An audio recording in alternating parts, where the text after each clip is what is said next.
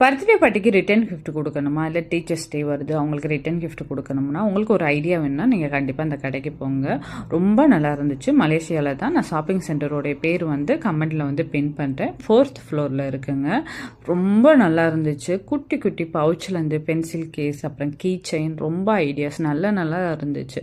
ரொம்ப குவாலிட்டியாகவும் இருந்துச்சு. நம்ம சிங்கப்பூர் டாலருக்கு ரொம்ப சீப்பாகவே இருந்துச்சு. $6, $3, $5 நம்ம நல்லாவே பண்ணிக்கலாம். அவ்வளோ நல்லா இருந்துச்சு. இங்கே சிங்கப்பூரில் வாங்கினீங்கன்னா கண்டிப்பாக ஒரு பென்சில் கேஸ் எதுவும் வாங்குறா இருந்தாலும் ஒரு $5 இருந்தாலுமே குவாலிட்டி வைஸ் எனக்கு கம்மியாக தான் தெரிஞ்சிருக்கு. ரொம்ப பர்ஃபெக்ட் குவாலிட்டினா இருக்காது.